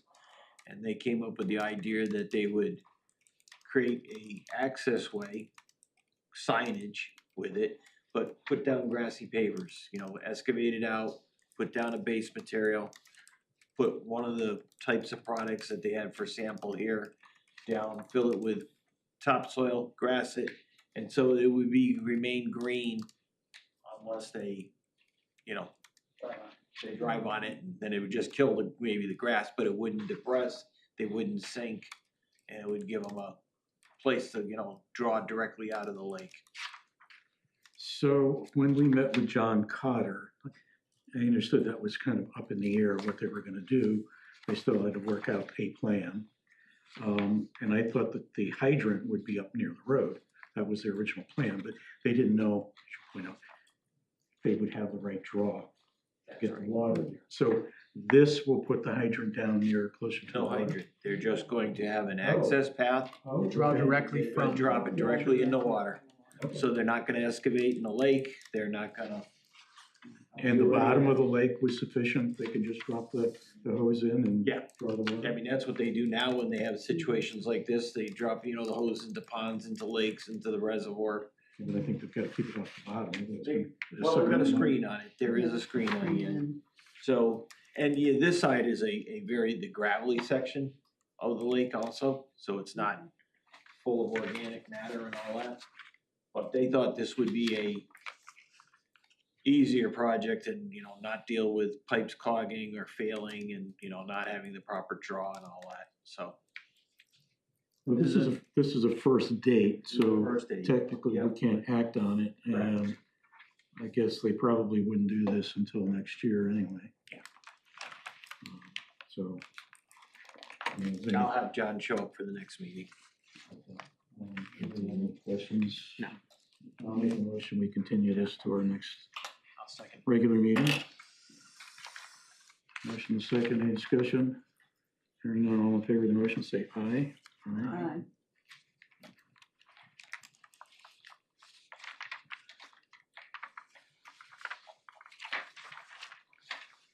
Item G, application 25-21. This is on Millington Road, map 70, lot 01, East Adam Fish and Game, restoration of cold water habitat in the 8 Mile River. I thought we worked this out with them before. So, This is different than, this is different. They found somebody who'd done project elsewhere that seemed to be more effective of having long-term cold water streams through the process. So they hired this consulting firm to come up and look at it.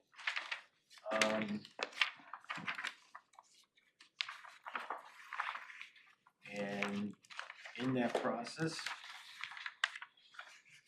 they decided to hire this firm to do this work.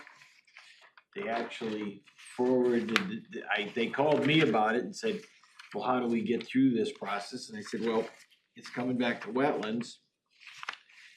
I said, but to be honest with you, I don't wanna really spend time and money hiring an environmental consultant to review something that's gonna be reviewed by DEP also. So I said, why don't you contact DEP Fisheries before the rest of them retire? Get some feedback from them on it, and we actually did.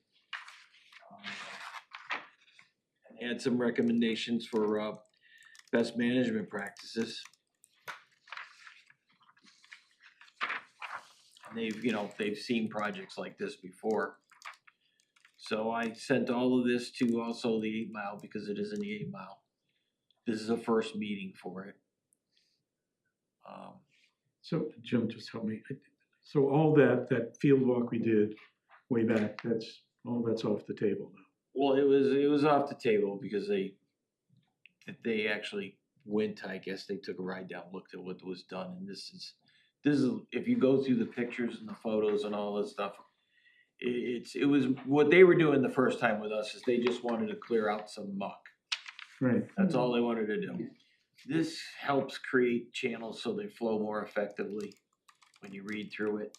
That they do incorporate some stone in it to keep the channel flow deeper and do it. So it was a more in-depth look at it. Did they do any of what? It never stopped raining when that first year that they get the approval. So they never followed through on. They just couldn't get out there to do any of that work, it just wouldn't stop, and then when it got dry, the contractor that they set aside to do the work, he says, I'm already bound up, I can't get to you this year. So it was by chance they talked to somebody who had done this work elsewhere in New Jersey from another club, and they talked about it, and so I told them, I said, instead of us, going around, I said, call DEP directly, which somebody actually for once listened to me, and they did. And then DEP investigated and had their staff look at it. That's the comments they got back. It was short and sweet from DEP, which Yeah, they still gonna have to fill, after they finish with us, they're still gonna have to do the self-reporting from Army Corps, you know, like they did the last time. But we're just, you know, also with it, waiting for any comments from, National Park Service, and obviously until recently, I wasn't gonna get any comments from Park Service, so. I guess I'm trying to figure out what do we do next? We need to do another field walk? I don't think so, it's over the same section that we walked. There were several sections, Yeah. both sides of Hayward Road, as I recall. I think this one is just designated for the Upstream upper of, section, yeah. all right, well, I guess we need to review this stuff first.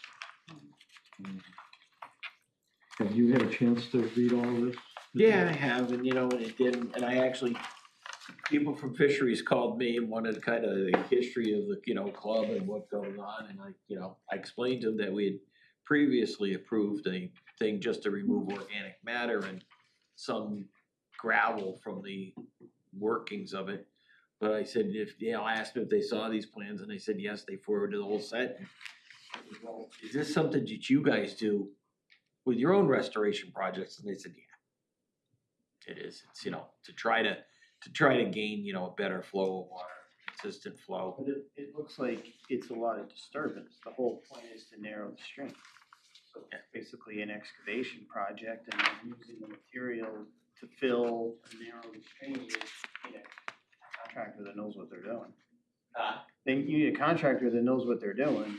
Well, this is the company that's going to do it. Oh, this is the actual company that's gonna do it. Yeah, this is the company that, when you read the material, yeah. Applied Geoecology is the company? Okay. Will somebody be here at our next meeting to Yeah. talk to us about it? Do you know who? Or will it be these people? I'm assuming they'd send a representative from here, and then one of the club members, I will find out. Okay. All right, well, have a chance to look it over. I mean, if you decide after reading it, you think a field walk's necessary, let me know. Yeah, I guess, I mean, to Dan's point, I mean, this is altogether different. I mean, if you're gonna be moving materials around, narrowing streams and that sort of thing, and not just mucking out, basically. Well, and So kind that's of the language they got, they said to the, you know, the East Haddam Fish and Game Club, good, muck it out, but guess what, it's gonna settle in the same place. He said, you know, Okay. All right. I'll make a motion, we continue this to our next meeting. Second. Motion second, discussion. There was a motion, say aye. Aye.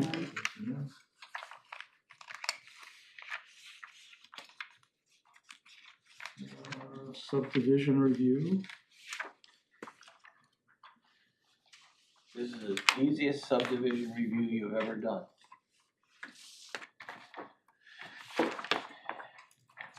What we have is an existing single-family home that a few years back applied for and was granted permission to build an accessory dwelling unit. So there are, right now, 2 units on one lot, which worked well until the primary house became too big and they decided that they, you know, didn't wanna live in that big house anymore. So what they're asking, they have a couple steps here. Obviously, one is subdivision. They have to go to ZBA to get a variance to make it a smaller lot. So that's a step that they're in the process of doing it. From a wetlands perspective, you have to report on any subdivision if it makes it to the planning and zoning level. And in this case, there are no wetlands on the lot. There is no proposed new construction. All they wanna do is drive a line in between the first house and the second house, and then be able to leave that second house. Sell it, basically. They're gonna sell the primary. To make it into 2 separate properties and. Two separate Okay, properties, all right. 2 deeds. So literally nothing is happening other than a redistricting of the property, basically. Exactly. Exactly. And help me under, where is this? So if you go up Up. off of Mount Parnassus, you go from from the Fishing Game Club pond at the beginning of, Schuman Veslack. You start rising up in the hill. Harry Minor had a subdivision on the left-hand side where it says Minor Drive right now. And this is right next to it. Oh, you go right there, okay. So it's going up the hill toward Lake Hayward. Yes, yep. You almost get to the crest of the hill and it's on the left. Well, I know you say there's no wetlands, we still need to walk this. I don't see why. It's just, there's no wetlands, there's houses all the way around it, and there's no activity proposed. What would we be looking at? There's no wetlands to look at, or there's no activity that's gonna be Well- impacted, so. There have been times we found vernal pools It's different, when that's we were different. told If we- there was nothing to be seen Yeah, here. if we believe that if we have reason to believe there's something there, we should take a look at it, but No, I'm okay with that, I just, what's the closest water I'm a source, Jim? former cop, What's the So- closest water source, Jim? We have something? To the north on the property that is owned by, the Rosniak, there's way over the hill, there's an intermittent stream. And then so, yeah, no, it's surrounded with houses except behind it. So but as I said, there's existing structures, nothing planned. So this is a letter to P and Z. Correct. That we reviewed it, from the desk of, Yeah, there's, the town office building, and we see no need to, that it meets the requirements of the commission. when did this get subdivided originally? Or, I'm sorry, when was the second structure built, I should probably say? It's actually 4 years ago, So we looked maybe at that, 5. we looked at that, we would notice something at that point. Yeah, actually, I looked at, there was no wetlands out there, so I didn't bring it here, 'cause it didn't need to. Okay. I'm okay with this letter right here. I'll leave it up to the rest of the commission though. All right, I'll make a motion that we send a letter of planning advising that we've reviewed this and feel it meets our regulations. David seconds. Any other discussion? All in favor of the motion, say aye. Aye. Say no. Thank you.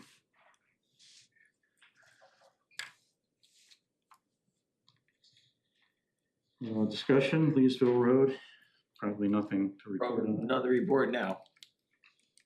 Are you expecting anything, I gotta talk to a new public works director. which we don't have at this No, point? it has- probably hasn't even made the posting yet.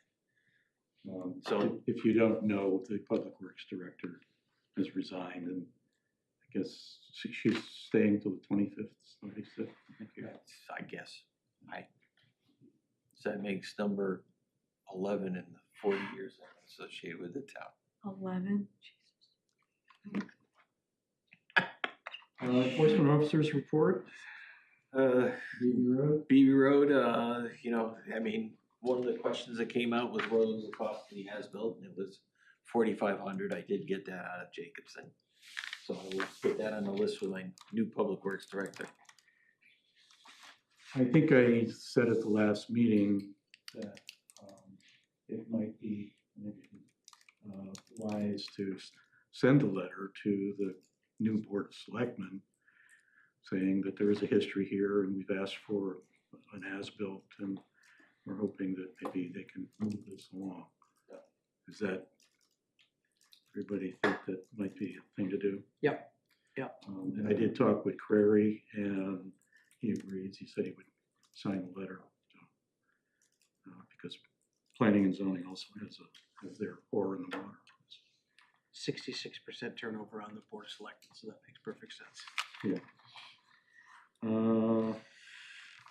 Item B, proposed forestry regulations. No, I haven't had time to breathe. All right, before we adjourn, I'd like to introduce Tony Marie Dumaine. I asked Tony to attend the meeting. Tony was on the Planning and Zoning Commission, and she has some time and said that she might be interested in sitting on the Wetlands Commission.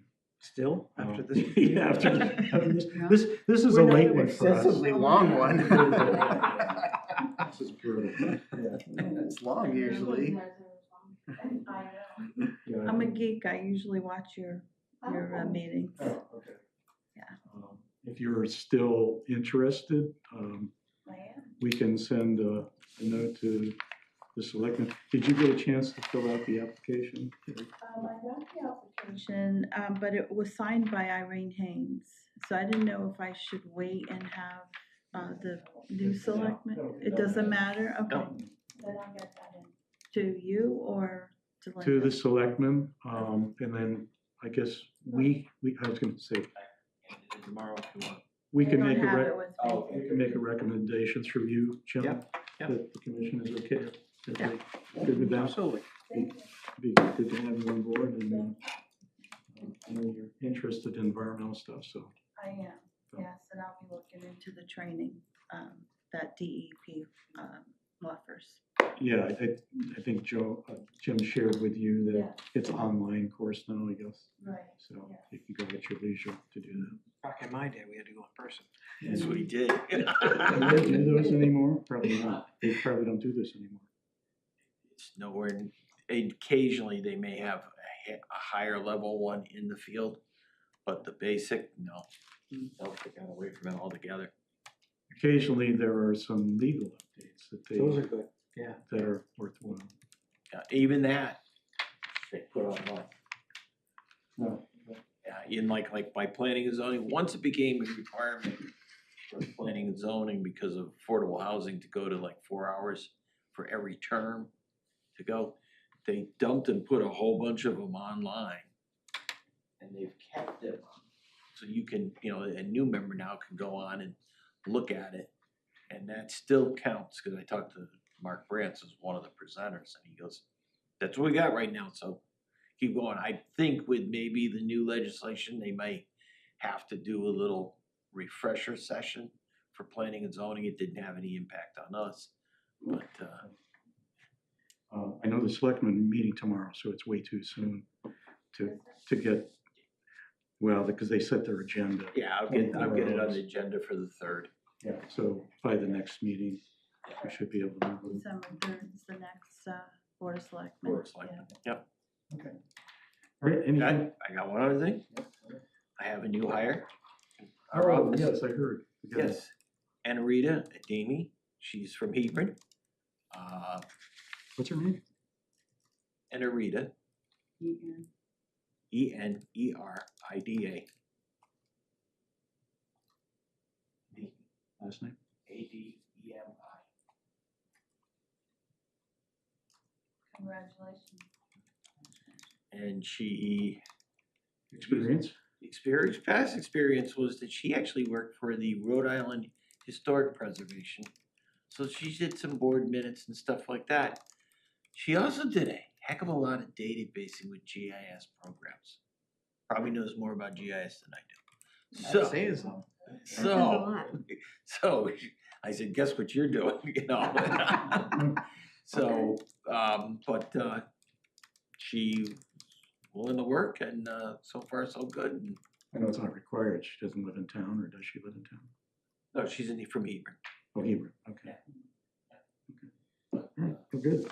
and surprisingly, there was a lot of applicants. Good. 30 Wow. plus. Really? Wow. Does she want to be public works director? She's like, do not do this. Stop it. I have to be P and Z secretary until she gets up to speed, so stop it. Anything else? That's it. Motion adjourned. All in favor? It was the Mr. Goff show today.